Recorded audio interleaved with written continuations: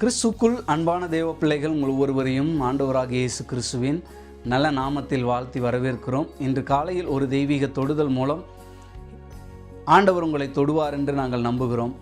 அப்போஸ்தலனாகிய பவுல் தன்னுடைய நிருபங்களிலே அடிக்கடி பயன்படுத்தினதான அந்த முக்கியமான வார்த்தையிலிருந்து இன்றைக்கான தியானத்தை துவங்குவோம். அவர் அடிக்கடி பயன்படுத்தின அந்த வார்த்தை கர்த்தராகிய இயேசு கிறிஸ்து என்பதுதான் அவர் அடிக்கடி பயன்படுத்தின அந்த வார்த்தை. அவர் மாத்திரமல்ல, நிருபங்களை எழுதின ஒவ்வொருவரும் கர்த்தராகிய இயேசு கிறிஸ்து அப்படின்ற அந்த வார்த்தையை பயன்படுத்தினார்கள். கர்த்தர் என்பது அவருடைய நாமம், அவருடைய வல்லமை, அவருடைய திரியேக அந்த நாமத்தை, திரியேக திருத்துவத்தை குறித்து சொல்லப்படுகிறதான் கர்த்தராகிய இயேசு கிறிஸ்து என்னும் நாமம். அதனால தான் அப்போஸ்தலர்கள் புதிய ஏற்பாட்டிலே கர்த்தராகிய இயேசு கிறிஸ்து அப்படின்ற அந்த நாமத்தை, கர்த்தராகிய இயேசு கிறிஸ்து அப்படின்ற அந்த தன்மையுள்ள அந்த கர்த்தர்ன்ற வார்த்தையை கிட்டத்தட்ட 522 இடங்களிலே அதை பயன்படுத்தியிருக்கிறார்கள். அன்பு தேவ பிள்ளைகளே, அப்படி என்றால் கர்த்தருக்கு, அவருடைய நாமத்திற்கு அவர்கள் எவ்வளவு முக்கியத்துவம் கொடுத்தார்கள் என்பதுதான் இதனுடைய அர்த்தத்தை நீங்கள் புரிந்து கொள்ள வேண்டும். அப்படி என்றால் கர்த்தராகிய இயேசு கிறிஸ்து தான் எங்கள் வாழ்க்கையில் எங்களுக்கு எல்லாமே அப்படின்றது தான் அப்போஸ்தலனுடைய நிலைப்பாடாக இருந்தது.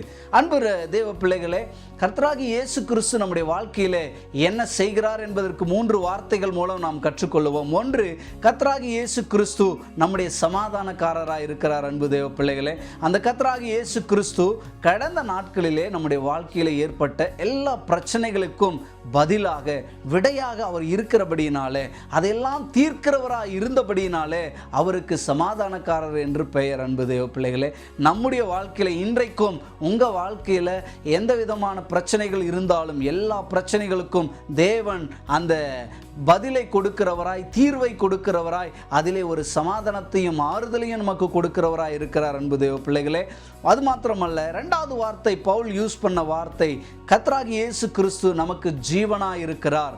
கர்த்தராகிய இயேசு கிறிஸ்து ஜீவனாய் இருக்கிறார்னா என்ன காரியம்? நாம் இந்த நிகழ்காலத்தில் நம்முடைய வாழ்க்கையில், நம்முடைய ஜீவனத்தில் நாம் சந்திக்கிற ஒவ்வொரு பிரச்சனைகளுக்கும் அவர் அந்த பிரச்சனையின் அதிகாரத்திலிருந்தும் வல்லமையிலிருந்தும் நம்மளை அவர் காப்பாற்றுகிற தேவனாய் காணப்படுகிறார். அன்பு தேவ பிள்ளைகளே, அருமையான தேவ பிள்ளைகளே, கிறிஸ்து நம்முடைய ஜீவனாய் இருக்கும்போது நம்முடைய ஜீவனத்தில் வருகிற எல்லா பிரச்சனைகளுக்கும் அவர் பதிலாக இருக்கிறார். 3வதாக அவர் என்ன வார்த்தை பயன்படுத்துகிறார்? நம்பிக்கையானவர். கர்த்தராகிய இயேசு கிறிஸ்து என் நம்பிக்கையாக இருக்கிறார்.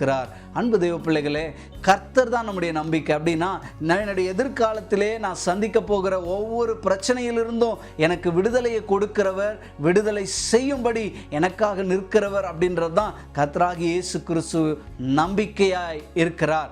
அன்பு தேவ பிள்ளைகளே, இந்த கால வேளையில் ஆண்டவர் என்னுடைய சமாதானம், ஆண்டவருடைய ஜீவன், ஆண்டவருடைய நம்பிக்கையாய் இருக்கிறார் என்ற இந்த விசுவாசத்தோடு இந்த நாளை துவங்குவோம், முடிப்போம், ஜெபிப்போம். அன்பின் பரலோக பிதாவே, இந்த கால வேளையில் ஆண்டவரே, எங்கள் வாழ்க்கையில் என்ன பிரச்சனை வந்தாலும் நீங்கள் எங்கள் சமாதானக்காரராக இருந்து, எங்கள் ஜீவனாக இருந்து, எங்கள் நம்பிக்கையாக இருந்து நீர் எங்களை நடத்துவதற்காக உமக்கு நன்றி செலுத்துகிறோம். ஆண்டவரே, உம் திருக்கரம் தொடர்ந்து எங்களை தாங்கட்டும், ஏந்தட்டும், சுமக்கட்டும். எங்களுடைய எல்லாவற்றுக்கும் கர்த்தராகிய இயேசு கிறிஸ்துவின் நாமத்தினாலே நாங்கள் எல்லாவற்றையும் ஜெயிப்பதற்கு எங்களுக்கு உதவி செய்யும். ஆசீர்வதியும். இயேசுவின் நல்ல நாமத்தில் வேண்டிக் கொள்கிறோம் பிதாவே. ஆமேன், ஆமேன். கர்த்தர் நம்ம எல்லாரையும் ஆசீர்வதிப்பாராக.